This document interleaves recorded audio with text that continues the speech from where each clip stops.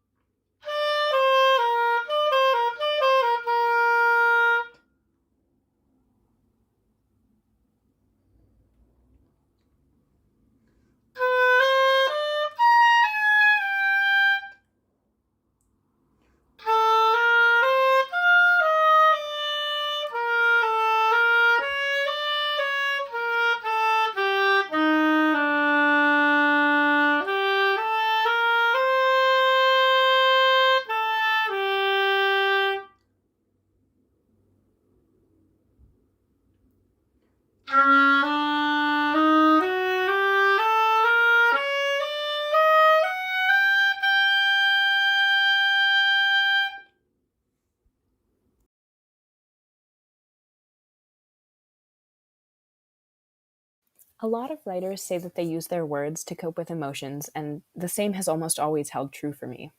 Writing is how I put the massive, messy, complicated feelings into digestible pieces to work with later, just as art, music, and dance are for others. Beginning with an exhaustively long piece of writing in third grade about how much I hated writing, I've since used it as a valuable tool. 2020 was certainly full of those messy, confusing emotions, and when the opportunity to showcase my process of coping arose, it was hard to pass on. After a year full of steps outside my comfort zone, this one could hopefully mean connecting with other humans who lived through the same craziness and exploring the good, the bad, and the ugly of being a teenager in a pandemic. How to Survive What Feels Like the End of the World is a reflection on the experiences of just one teenager living during the COVID-19 pandemic. It's a portrait of topics such as loneliness, feeling overwhelmed, camaraderie, and immense introspection. It aims to open up conversations surrounding hope, mental health, and asking for help in a time when these things aren't productively discussed. Through the tone and specific references, I've tried to allow my writing to remain timely and relevant. In a world of ever-changing culture brought on by technology, important touchstones for members of Generation Z lend a sense of place in a seemingly vast and never-ending global crisis. The events of the last year have been a chaotic mess, to say the very least, but it's my hope that we continue to discuss and allow the newest citizens of the world a place at these discussions. If this project is anything, it is an invitation to speak. Your words, your stories, and your voice are worthy of being heard, no matter how big or how small. Musings from the In-Between. Dear Mary from the past, I wish you knew. I'm glad you don't. I'm better than you in every way now, and I'm proud of you. But we're weeping from a video of men singing in rondo. They're in a church basement, an amateur choir, and we can hear the echoes bouncing off their polos. You know that moment, so do I, and a million others that are so mundane to you, you'll just let them go. Please don't. If there is one thing I ask of us before, it is that we relish the mundane before it's too late. Maybe that makes it that much harder to let go, but at least then we know we knew what it was when we had it. This summer might have been the best one yet. I don't really have anything to compare it to, since I think when you realized we were going to lose everything, you tried to take anything that wasn't already gone. Because my memory of the pandemic before is less than great. Like clear spots on a glass full of ice water, round drops formed in the middle of condensation, in the middle of a conversation, like that water they had at restaurants or from fridge dispensers that we never did. We haven't had that water in so long, another thing that's gone. But I'm not afraid anymore. You were.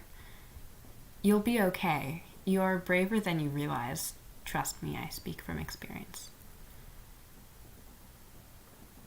Be patient come October, but protect yourself when the world is too sharp to not cut you.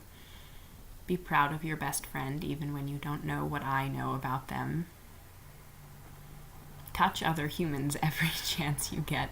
You don't know how long it'll be. You have done great things, me. So don't worry, this is not the end for you. It might be the beginning, but more realistically, I think it's just the middle. And I'll see you on the other side. Tidal wave. That family emergency planning book on the table, silently menacing me as weeks passed. It was slow, a joke about Corona on a morning walk, a little anxiety over the vandalism of soap, and the ever-present book. We met every day for a project, and the chairs got a little further apart, and my shoes were sprayed with Lysol, and the chairs got even further, and we stopped eating together. Still, the book sat on the table and menaced me. Then that trip to New York was canceled because of the ghost virus, and the book laughed and I cried. And then the calls, one after another. 2 weeks off, 2 more weeks, 1 month, the rest of the year.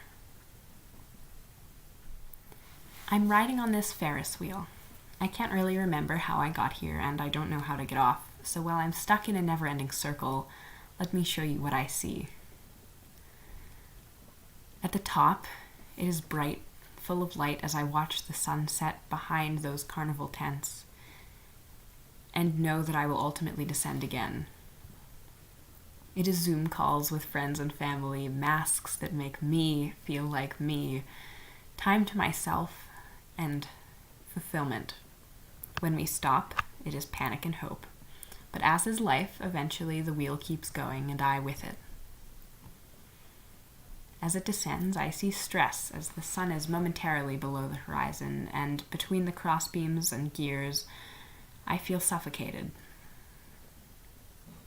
It is not going, and the rest of the riders disappear as I look out on the world. It is not going outside for days because inside feels safer. It is not seeing my friends for days because virtual connection is too hard. It is the hopelessness of seeing all that is wrong with no one there to help. At the bottom, I can see the feet and faces of those around me. At the bottom, I see their fear. It is loneliness and never-ending anxiety. It is the knowledge that I cannot get off here, that I will have to go around again before the gate may open.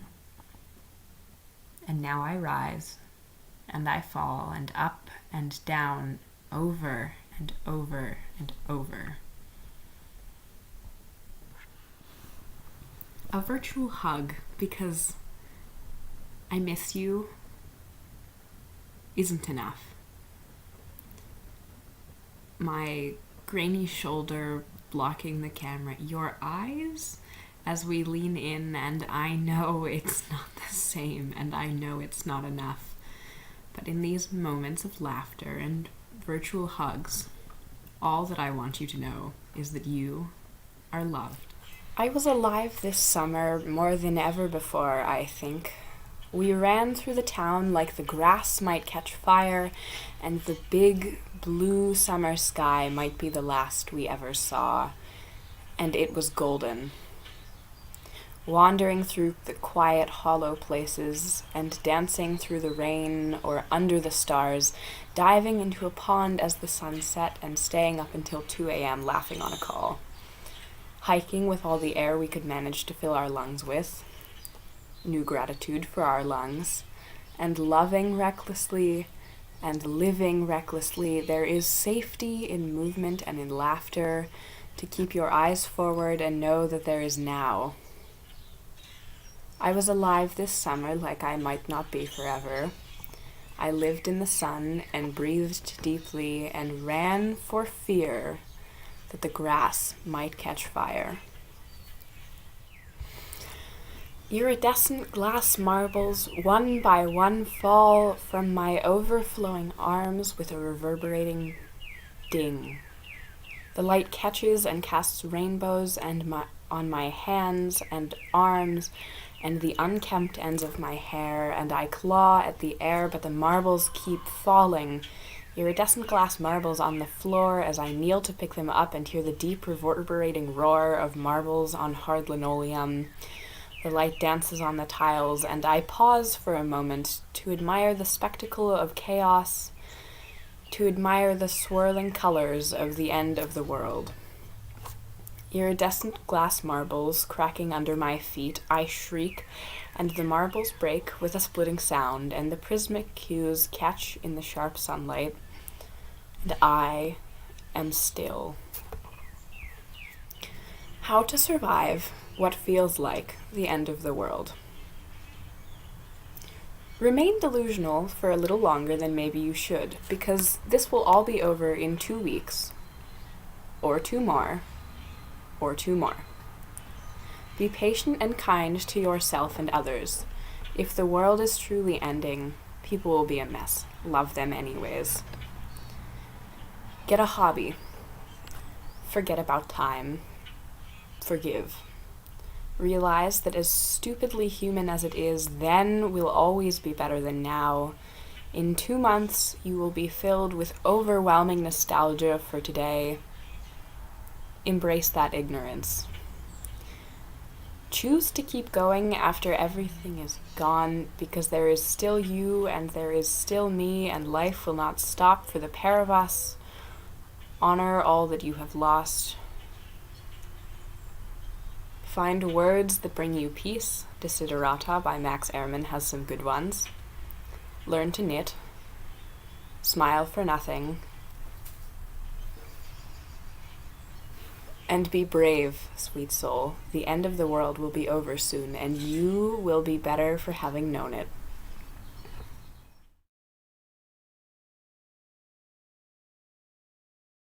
In the fall of 2020, Emily approached me and asked if I had written any pieces on guitar that I enjoyed. I had been, although I might describe it as obsessing over. I had spent weeks toying with the bassline melody, leaping out of bed when the next verse struck me. My fingertips had been worked raw writing the instrumental accompaniment that Em is dancing to in our video. The piece really is a patchwork quilt that tells the story of my quarantine story and of Emily's as well. I actually wrote the first refrain, the one that is the most basic walk down the fretboard, while I had been sitting in a virtual class. If people, when listening to that first part, start getting tired of it and are like, let's move on, I've heard this already, then I've done my job, because that's exactly what I was feeling doing virtual learning. The monotony, the dragging on, that is what the music is meant to communicate. As for the video, the visuals are probably my favorite part of the whole project. I've always loved to watch music videos. I think Billie Eilish's are beautiful, and we wanted to bring a level of that artistic beauty into our own video. There are so many clips of footage where the lighting, Emily's dancing, just everything about it is perfect, and the editing was definitely a lot of work, but it really was a labor of love, and we were both able to explore these forms of expression that we had fallen in love with. I have never had so much freedom in every single part of an artistic project, and the result was a project so authentically Clarissa and Emily. This piece really is a story of how taxing virtual learning in isolation has been, and the tools we use to make us feel better. The role art, music, and dance has had on our joy and freedom throughout COVID cannot be overstated, and this project is a accumulation of that joy.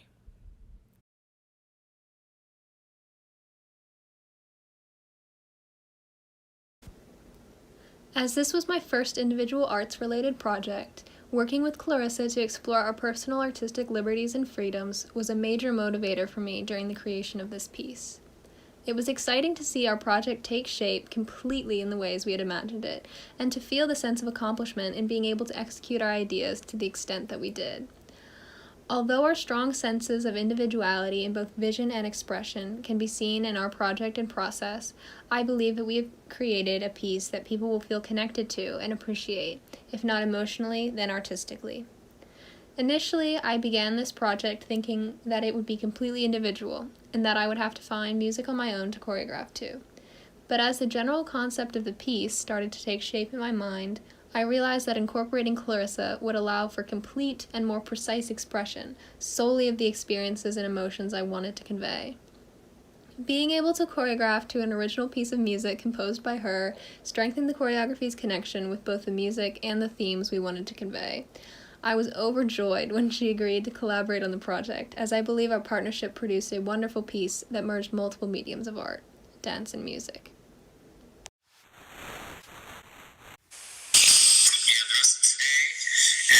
Similar time the next 2 days as well to work on this. People at home, if you leave and if you have questions, you're starting to read one of these primary documents, you just don't understand it, feel free to come back and have this open. But otherwise, go ahead and start working on this. Enjoy the rest of your day, and I'll see you tomorrow.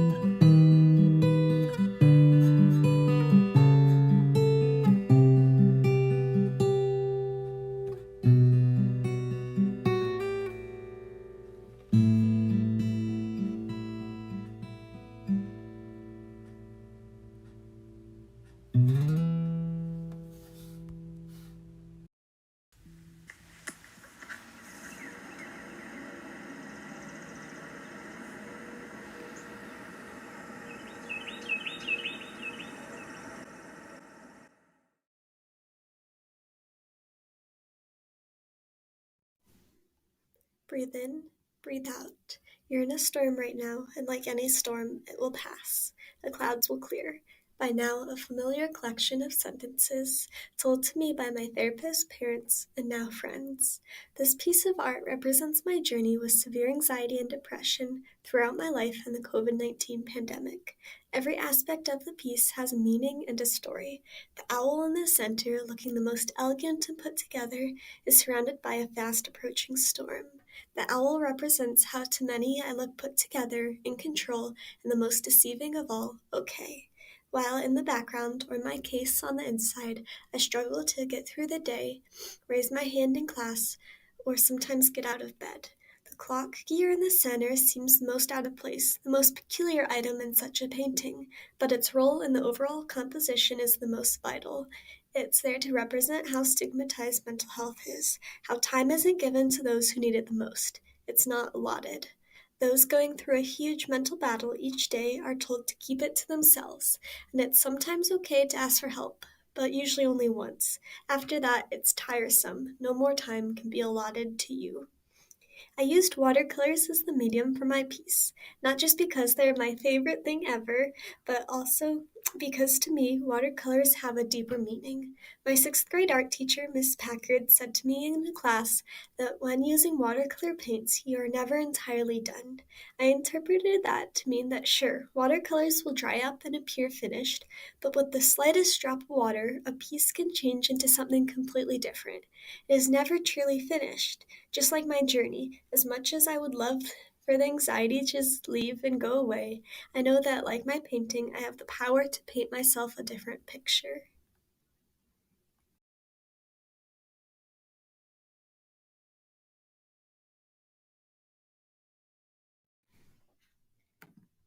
I always knew I would use musical theater songs in my project to get my message across. I started musical theater when I was 3, and even though I tried other art forms, I always came back to musical theater. I love the stories the songs were able to tell through music.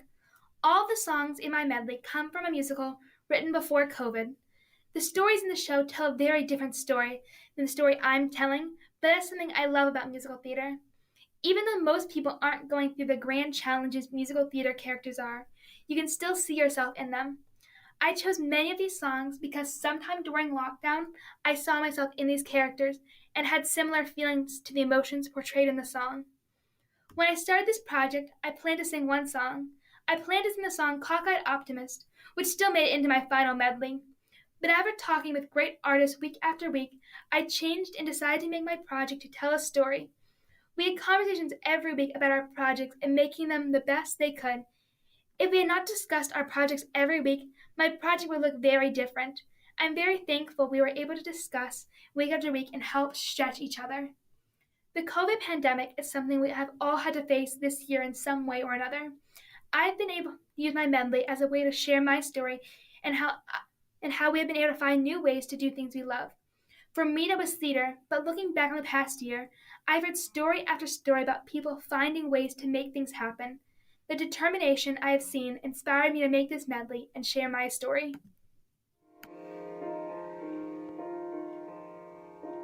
Mother cannot guide you. Now you're on your own. Only me beside you. Still you're not alone. No one is alone. Truly, no one is alone. Sometimes people leave you halfway through the wood. Others may deceive you. You decide what's good. You decide alone. But no one is alone. Hello, my name is Hannah Bloom. The last year has been difficult for everyone, to say the least. and I think everyone has their own story, and this is mine. In March of 2020, I was working on my final middle school production, High School Musical. We were 3 weeks out from opening night, but as soon as we went on spring break, everything was up in the air and we had no idea what was going to happen next. I'm alone in the universe, so alone in the universe.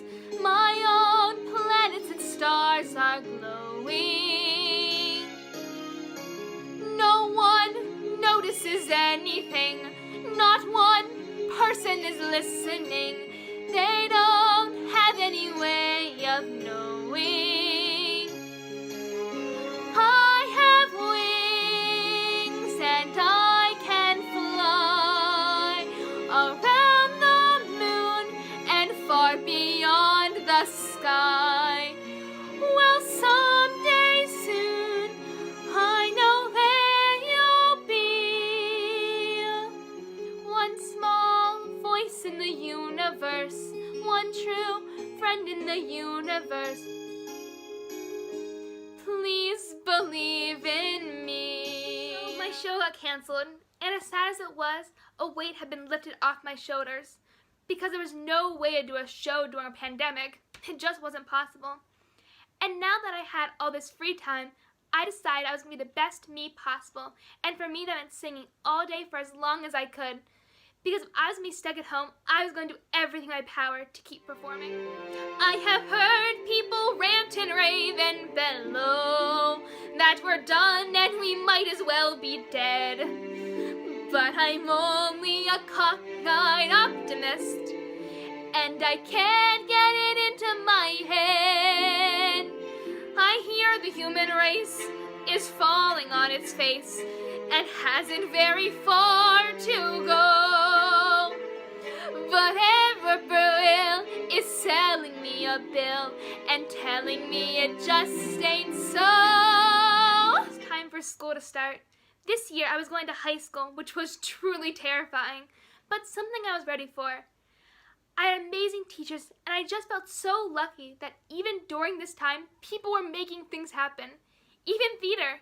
I got to perform live for the first time since lockdown at Fall of the Arts, with singing on stage, and the show is currently working with them, that we were rehearsing outside.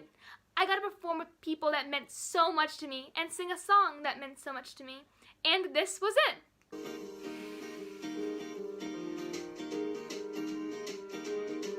They say times are hard for dreamers, and who knows, maybe they are. People seem stuck or lost at sea. And I might be a dreamer, but it's gotten me this far, and that is far enough for me. Look out my window, there's a view of other windows, my own museum full of paintings. I look through where everything is clear. It isn't where I am, it's only where I'll go from here. That matters now, the past can only fade, and everything I'll ever need appears.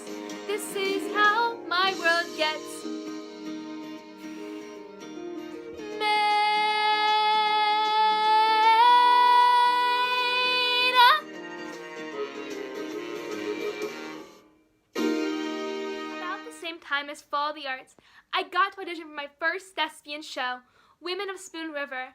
It was an amazing show with amazing people. We did the whole show as a movie, with all of our rehearsals online, with the exception of a costume fitting and filming if you chose to do it in person. It was a reminder of my love for theater and how people would find ways to do things they loved, even during these challenging times. Things started to feel normal, and everything would come back. And until that day, things would continue. In my dreams, it's all real, and my heart has so much to reveal, and my dreams seem to say, don't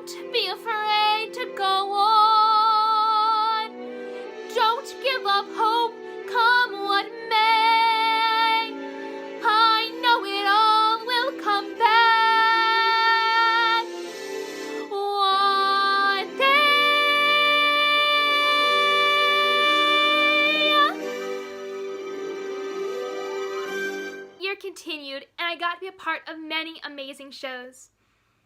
This really showed me that if you truly love something, nothing is going to stop you from doing that thing, even a pandemic. Whatever you love can continue, and you will find ways to do it. Because if the last year has taught me anything, it's not to give up, and things will come back to normal. But with so many important issues going on right now, maybe we don't need normal. Maybe we need something even better.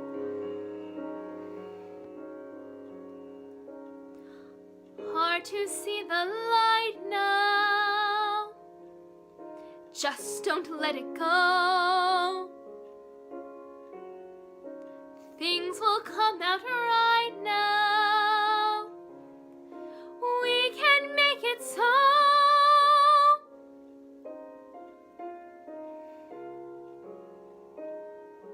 Someone is on your side.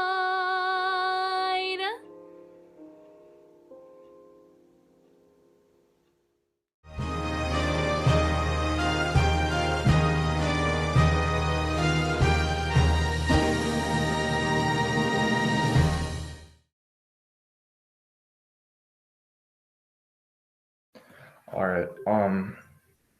The name of my piece is Reflections on 2020, which is also the name of this event, but I thought it was a fitting name for what I tried to accomplish in my piece.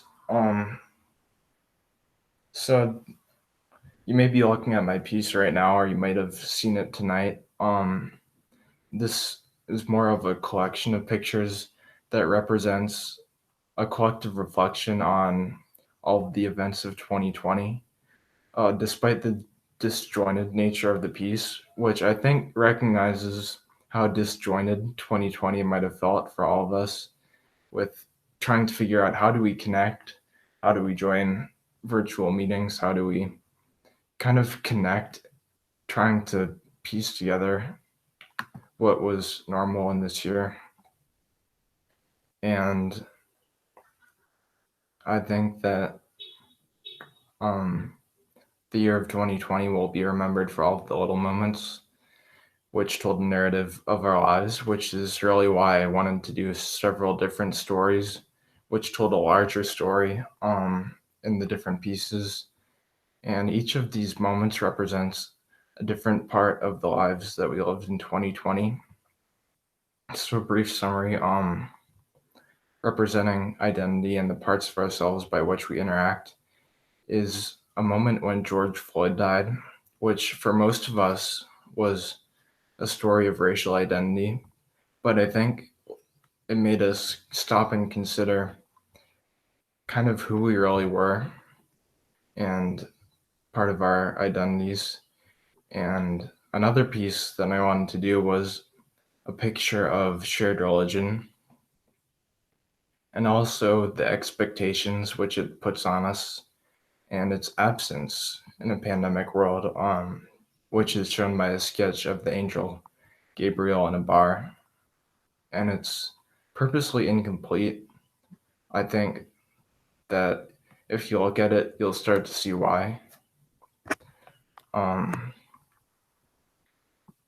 finally, representing the kind of role of government, the collection of different rules, and the obscenity and confusion that occurred with the political protests in 2020 is a picture of a riot officer staring into the distance. Kind of sad, I think. And those are my pieces.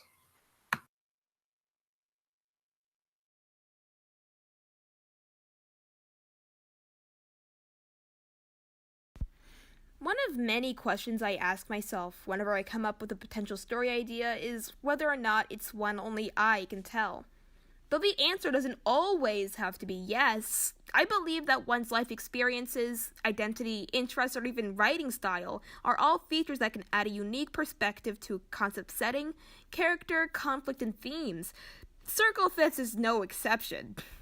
The play's main conceit is a near carbon copy of one I've experienced myself, down to the fact that both were discussion circles populated entirely by white people organized by a school in order to discuss a racist incident. A key difference is that instead of the all too common, I already know that racism is bad. Can we go now? Apathy of obligatory discussions. All 5 participants of this fictional circle have passionate convictions of who they are, what they believe in, and how that affects their interactions with others, for better and for worse. A big reason why I wrote this story as a play in the first place is because the stage not only allows, but greatly encourages that exploration and focus on interpersonal and internal conflict that I love to write and experience in other stories. What I love most is how this medium allows for a greater connection between characters and actors, directors, designers, and especially the spectators. I want people to watch this show and not just relate to, but to see themselves as one or many of the characters, to recognize their motivations in themselves, to reflect on them. I want people to learn the many lessons left unlearned, to make the positive change left behind, to know the difference between positive intentions, actions, and outcomes. In a post-2020 world, that is the very least we can do.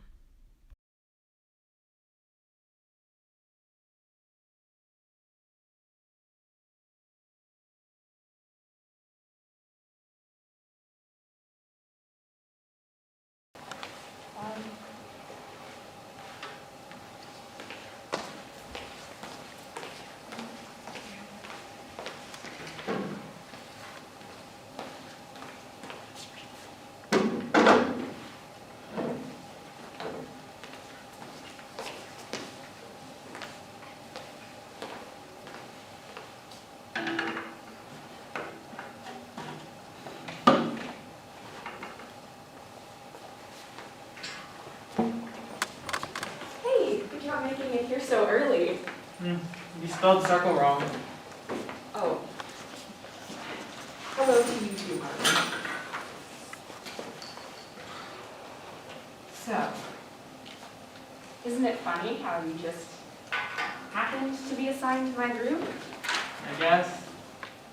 Are you excited for the discussion? As excited as you can be if we're talking about blackface for 30 minutes. Fair enough. Not exactly the funnest topic, but I feel like as a school it's necessary to discuss what happened or Nothing else will change. Hey. I live in the same house as you, Rosa. That's all you've been saying for the past 2 weeks. I appreciate the optimism. But this is the same school with students that crashed its own Black History band in the worst way possible. So change, Matt. Well, I never said it would be easy. Change never is. But that was only a vocal minority, and I'm sure the rest of the student body aren't as difficult. And if they aren't? I think I'm prepared. We do all that moderator training for nothing. But alone? 6 students opted out, more in total. Wish they hadn't, but at least it takes some weight off my shoulders. Does that make you feel any better? We're waiting on 3 more people. Anna, Lewis, Martin, you're already here, and Neva. Does that name sound familiar? Welcome. Thank you for coming so on schedule. Thank you. This is room L205, right? Circle number 5. I just want to make sure I'm in the right place. You are definitely where you're supposed to be. Let me guess, you're Anna? Yeah, that's me. I actually do choir, so I guess you could say I didn't know my way around that. As well as this guy. He's already here. I can just sit wherever, right? Of course, wherever you're most comfortable. Thank you.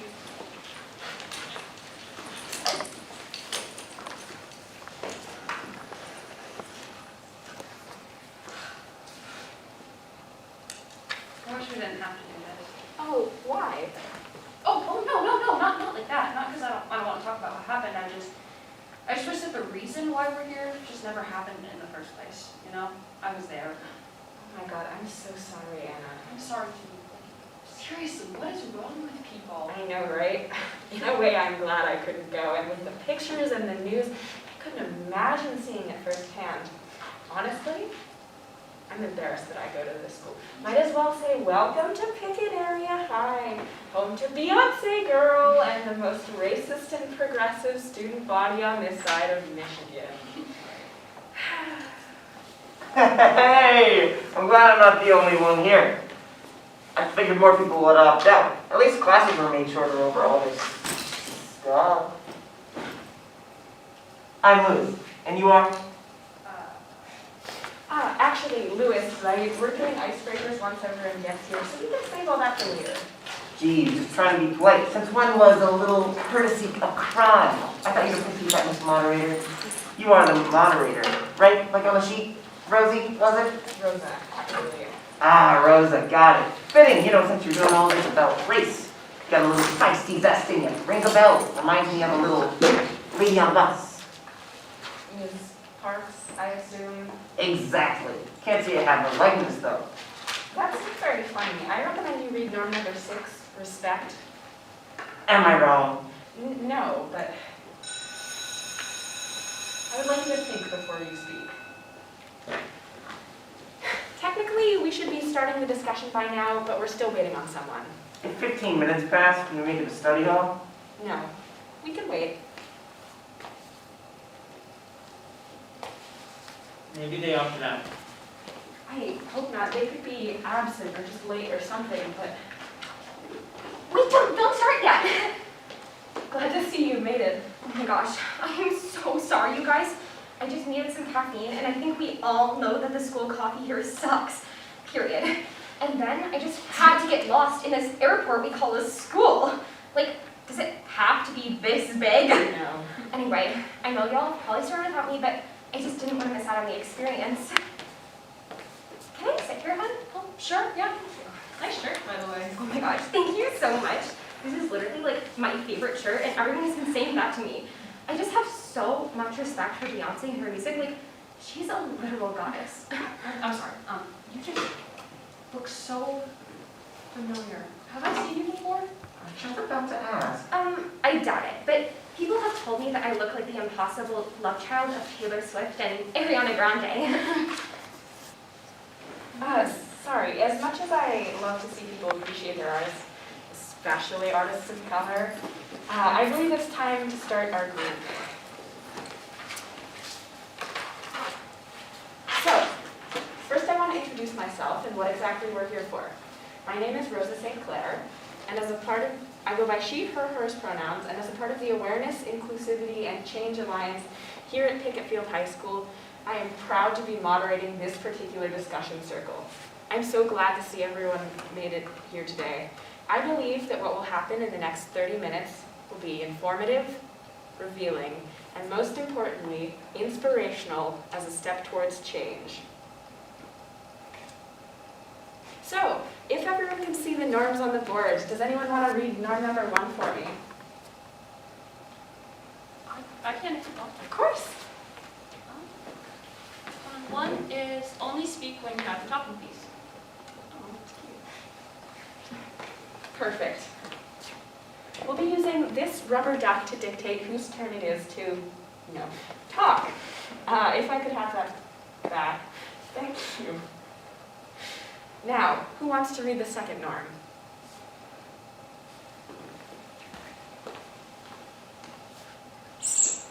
Hey, do we really need to read these rules out loud? We're in high school. We can read, at least I hope so. And I thought we were starting late. You are right, we are slightly behind schedule, but I believe that these norms are still essential to say out loud. Would you like to read the second norm? Pass. All right. Would you like to? Yeah. To get comfortable with getting uncomfortable, and actually, can I read the rest? I don't see why not. It is seriously my pleasure. Okay, so 3 is listen to understand, not respond. 4, stay on topic, even if it can be uncomfortable. And 5, what is disclosed in the circle stays in the circle. Then 6 is please respect each other. Oh, is that a little smiley face? That's so cute. Again, these norms are key to having an effective discussion, and I want to thank you for reading them aloud for all of us. Now, how about we do a whip around of icebreakers to get everyone acquainted? I'd like for us all to say our name, grade, and pronouns. I can go first. As you know, I'm Rosa. I'm a junior, and I go by she, her, hers pronouns. Hi, my name's Jana. I'm in 10th grade and I go by she, her. Alrighty. I'm Nevaeh, as in Na-ve-a, okay? Everyone says it wrong. Like, I'm used to it by now, but instead everyone just calls me Navi, and honestly that sounds so much cooler. So anyway, I'm a junior, and I'm a girl, so she, her. Yeah. Okay, name's Louis Weaver Jr., but I'm actually a senior. I know, crazy, right? As for pronouns, take a while to guess what pronouns I use. I'm Martin. I'm a senior and I go by he, him pronouns. And that's everyone. I want to thank you all for sharing that information with each other so we can get more comfortable in this space. But now, it's time for the hard part. I'll be reading guiding prompts to help foster a productive conversation about the troubling incident 2 weeks ago at the Night to Remember Black History Dance. It can and will be difficult to talk about, but as a school, it's necessary to discuss what happened, or nothing else will change for the better. It's okay if you would prefer to reflect rather than respond, but though you are not required to answer, I want you all to at least listen to each other. Respect each other. So, if we're all ready, I have the first prompt. Why is blackface considered offensive towards black people? Does anyone want to go, or? No. I'm just wondering why we actually need to ask that. On one hand, I'm not surprised. But on the other, blackface is not just considered, is offensive. Because it originates from actors portraying racist stereotypes of black people. That's it. If I can add. Sorry, thank you. I just wanted to say that I wanted to mention how blackface was even done by black actors in that time, since the only way of performing their craft was by humiliating themselves and their identity. It's tragic, really. Wow, like, the way you guys just said that, wow, like, I totally agree. And you're both so right. I couldn't have said it better. Like, I once read this post on Instagram about all of this, and it's awful. It's high-key embarrassing that things like this are still happening today. It's 2021. This isn't the school I know, and I thought we were way better than this. Yes, I am loving what you are all saying. Louis, do you have anything to add? No, I'm too busy reflecting or something. And wait a minute, as a non-black person, how am I supposed to know when I'm not written here? It's simply not my place. You do bring up a good point. I mean, how are any of us supposed to truly know how it feels to witness that? But think of it as an exercise in empathy. Let me rephrase. If you were a black student here, how would you feel if your fellow peers wore blackface at school? Upset, offended, humiliated, like everyone else said. Blackface is mean, I guess. You guess? Like I said, I'm not black. How am I supposed to know? Sorry to interrupt, but, can I? Okay, like, if me, Nevi Catskill, were black, I would be disgusted, blatant disrespect to major figures in history. My history, if I were black, my heart would be open to forgiveness, but that alternate universe version of me would just be disappointed. Thanks for letting me share. You're welcome. I feel like that's a good opportunity to segue into our next prompt. Was there any possibility that the outcome of the incident could have been avoided? Don't forget to take your time to think. I have an idea. Many of the posters and morning broadcasts promoting the dance didn't literally encourage people to come in costume. None of this would have happened. Just a thought. Did they literally say that? Did you not see the signs? They were literally everywhere for weeks. I had pictures. Don't think about talking piece. I'm sorry. Can I just butt in for a second? 'Cause I feel like you're kind of twisting the truth, Louis. Really? How? The posters didn't literally tell people to come in costume. What the posters for the dance said, and I quote, was that students dress up as and honor black historical figures. I guess people forgot about the honor part. But you'd think whatever committee that organized the event would recognize that our school is 99% white, correct? We did. That's why we think it that way, to educate people. But not that statistic is a bad thing, but if y'all wanted to avoid what happened, then why didn't it specifically say that only black students dress up and honor? Well, how are we supposed to know that people are going to come in like that? It takes literally 2 seconds to change some text in Photoshop. Look, that was the wording that we all agreed on, and I thought people would be better than that, okay? I mean, it was my idea. We, like the dance committee, we just wanted to do something other than Valentine's this year, and I thought that with the new school directive, I just thought it would be thematic and educational and fun. Not whatever actually happened. I'm sorry guys, it's just really one of those... You have nothing to apologize for, Anna. It's not your fault. Thank you for being open with us. I'm so sorry, hon. I can't even imagine what you feel like right now. Everyone that ruined your dance deserves to be dragged. But some people did live up to your expectations. When I went, some people did it right. You went? I mean, I was hiding in the bathroom the entire time, but I'm surprised I didn't see you there. Me too. I don't have any pictures, but there were pictures of Obama, Michelle Obama, Kanye, Beyonce. Huh. And yeah, I mean, half of them, you couldn't really tell where they were supposed to be because it was dark and everyone was having such a good time. Great playlist, by the way. And the decorations too. I don't think I could design a dance like that in a million years. No cap, it was the best night of my life. And it was a lot of fun to learn and respect one another. Sure, some people ruined it, but I thought it was a wonderful and inspiring theme, Anna. Never, really, I'm flattered. I am. But did any black people even attend? I can't really tell, but We don't have those statistics, but I'm sure some came. But didn't stay, obviously. I'm sorry, I guess it never came up. But Anna, if I can ask, are there any students of color on the dance committee? There are 2 members who I believe are Korean, if that's what you're asking. Let me rephrase. Are there any black students on the dance committee? You might want to bring that up at your next meeting, Anna. Their perspectives are crucial. I'm sorry. I don't know where you guys are getting the idea that it's my committee. I'm a sophomore. I moved here in December. I mean, I understand what you mean, absolutely, and it was my idea, and I apologize. But it isn't my fault that there aren't any black kids on the committee. She has a point. After this fiasco, I highly doubt... Lucas, you don't have the talking piece. Is anyone actually still using that thing? Let's be honest here. This is what happens when you try to put politics in school dances. No matter how many black people or POC students or whatever you have in the committee, let's face it, people are still going to arrive in blackface. What was wrong with Valentine's Day? Was some ism or some phobic? I'm forgetting. I told you, it was inspired by the school's new directive. Lewis, I'm not appreciating your conduct right now. This isn't some podcast.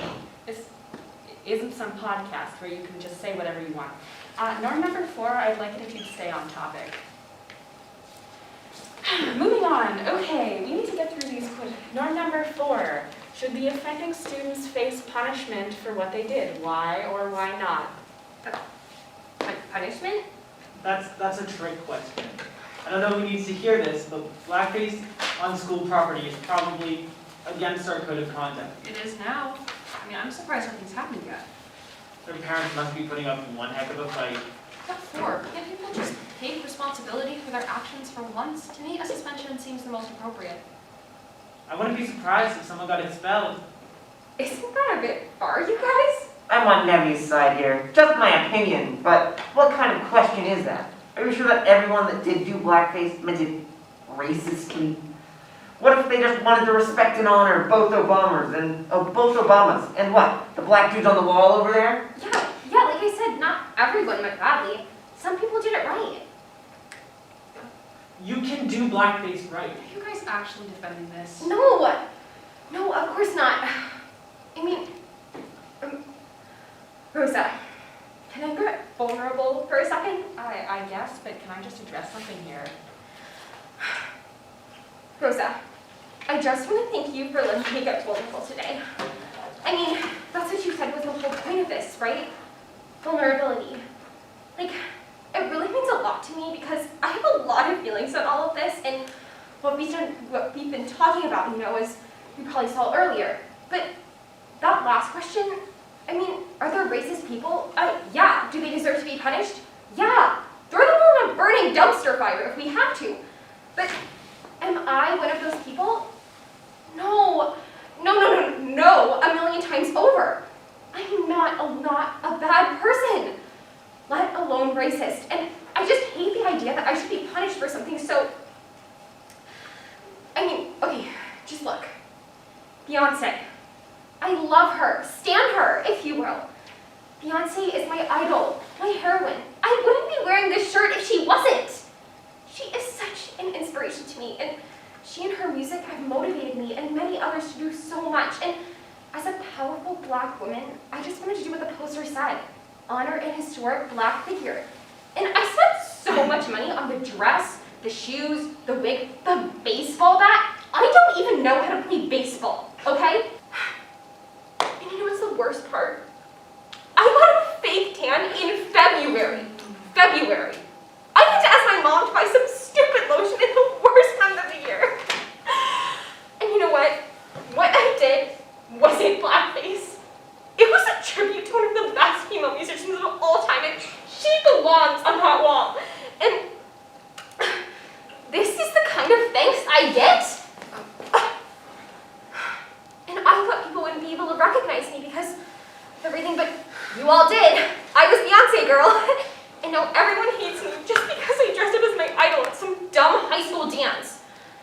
Everyone freaking hates me now.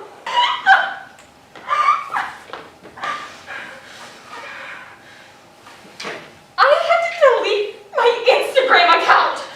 And I tried to say sorry a billion times over, but I got so many mean messages and comments, and it put me in such a bad place. And I've tried so hard, but I should have never posted those stupid pictures in the first place, because now my face is everywhere for the wrong reasons, and now my future is probably in the gutter, and you say I'm gonna get suspended, and you say I'm gonna get expelled, and I might even go to jail for all that now. Oh boy, okay, it's alright, it's alright, just let it all out. Could someone give me some tissues or something? I got it. First, I want to thank you for getting vulnerable and sharing your feelings with us. You're right. That is the whole point of this experience. Thanks. And, Debbie, no one said you're going to jail. You're not going to get arrested. You're not going to get suspended. And you're not going to be expelled. Probably. The thing is, there are people out there who think that what you did was racist. No. Problematic. Problematic. Look at that, Rose. Rosa, she's crying. You tell her to get vulnerable and this is what happened. You heard her pour out her true thoughts and feelings only to tear her down even more. The last rule on that board is respect each other with a smiling face. Does that look like a smiling face to you? Do you even follow your own standards? You wrote it down and yet you broke it. That's hypocrisy, plain and simple. It's not hypocrisy. End of it. It's okay. Not everyone thinks you're some terrible person. I don't. And if there's anything I know for sure, it's you'll be fine. The world isn't ending. You'll stay in school, and everyone will forget this ever happened. It happens all the time. You're fine. Trust me. Lewis, You're welcome. Anything for someone else who thinks outside the box. What? Come on, you can be honest. You listen to my podcast, right? Episode number 54? The one where Do you think she actually gives a shit? No, you can't. That's not. Whatever. Lewis, what the hell are you talking about? You sure you want to know? Because you definitely are the target audience. Plus, it's technically off topic. I suggest you read norm number 4. I don't think it's off topic anymore, Lewis. I just want to know what exactly this context we're missing out on is, because it seems pretty relevant to our current conversation. Okay, if you say so, but only if you don't report anything, because of all this talk of punishment and consequences, I'd rather not have my First Amendment right to free speech be infringed upon on school grounds. That's not how freedom of speech works. Fine. Now, what exactly did you say in episode 54 of your podcast? I mean, you should listen to it for yourself. It's one of my favorite episodes. My co-hosts and I had a blast. Long story short, let's just say a few days before the most terribly themed school dance of all time. Hey! I just thought it would be friggin' hilarious if some kids that weren't black per se take the posters literally, the dress up and honor part. That's all I said, and what happened next was history. Black history, if you will. Wait a minute. See? Told you wouldn't like it. Correct me if I'm wrong. Hold on. You're saying that you actually told people to do what they did at the dance? There's a difference between say and suggest. So what? You're telling me that it was your fault that other students did this, that they wore blackface to a dance themed around Black history. You admit to it so casually and you're not even sorry? Should I be? Look, Anna, sweetie, I'm not at fault here. There's no guarantee that everyone who did attend in costume listened to my podcast. Unfortunately, Nevi here is a prime example of that. But still, you go on your platform and you say that it would be funny. Funny? Literally nothing about this is funny. Blackface is offensive if you didn't hear the first part of the discussion. It's offensive, it's cruel, and if anything, it's racist. You're racist! Well, if we're going to be going into that area of accusations, maybe it's you. Maybe you're the racist. That's it. So I can't call her racist, but she can. Let me finish.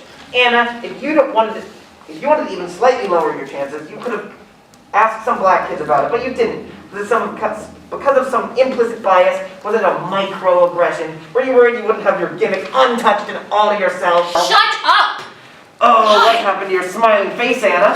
Super woke party planner, mad things didn't go her way. It's your fault. If you just lived as another Valentine's Day fling, none of this ever would have happened. You know what? That's it!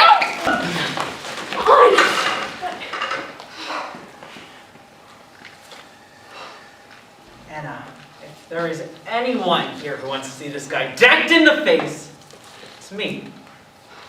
But he could report you and you could get in a lot of trouble. He's just not worth it.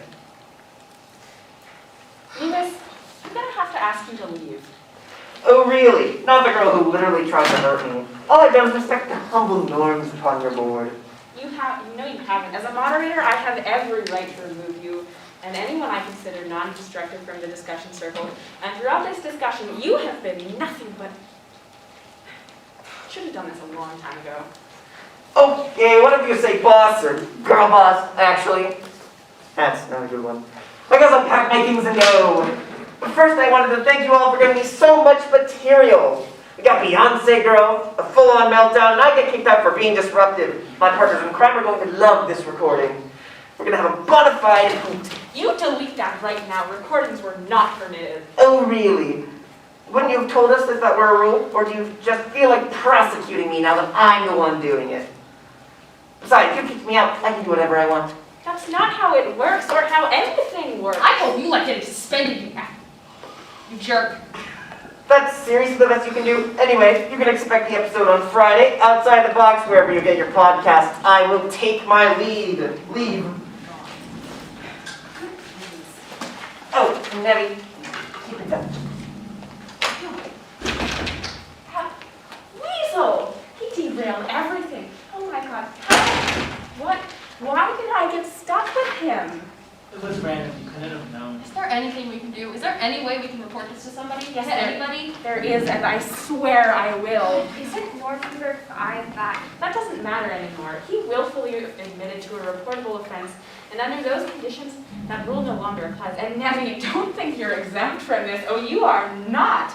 What you did was blackface, plain and simple. No excuses. I don't care if it was respectful or honoring or whether or not you wear that stupid shirt. You know what you did and you are not sorry. Oh, don't cry. I know what you're doing. Rosa. I am done with trying to understand you kinds of people, making everything so hard. I'm sorry. Rosa. She's faking it. Oh my God, why do I even bother? Rosa! What? The time! What about it? Oh. No. I still have questions. We barely got past the last one. We've got our classes. Yeah, classes. We can still... I've got gymnastics. That's a long one. You'll make it. Okay, I'll see what I can do. That's the report? But, okay.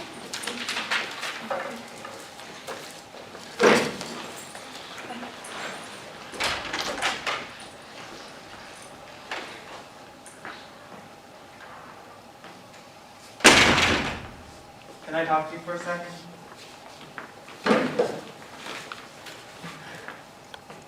calm down? I guess. Hey, Please don't say I told you so. I'm not. What I was gonna say is you did the best you could. Could have done better. Could have gone better. It's not your fault. How do you know that?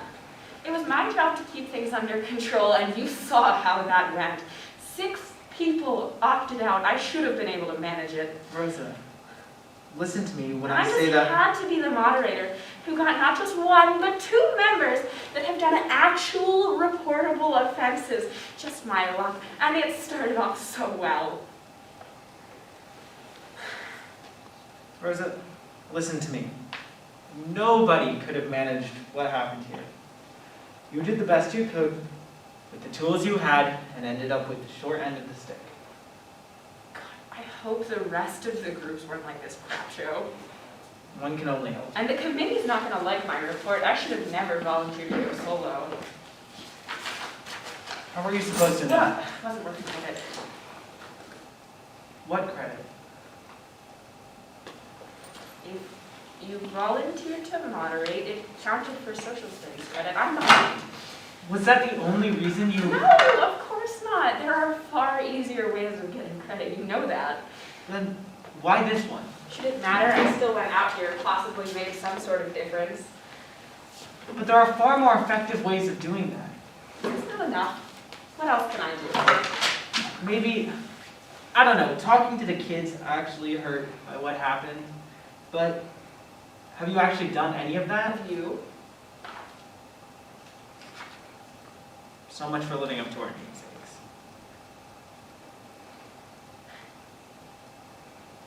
No, really, what the hell are we doing? Martin, whoever said we had to live up to them? Maybe our white parents who named their kids after the 2 most iconic black civil rights figures of all time. That doesn't mean anything. Then why? Who does that? Seriously, I mean, it's not a bad thing. But did they just want to feel better about themselves? Not look racist? I don't know. You're thinking too hard about it. What's more, I need to clean this place up, so... Right. Sit away. I'm telling you to. Don't you have class? Well, it's my final semester. I got lost or something. I'm allowed to be late. What's your excuse? Study hall. Fair enough. Hey, better luck next time? Nothing. Right, see ya. Bye.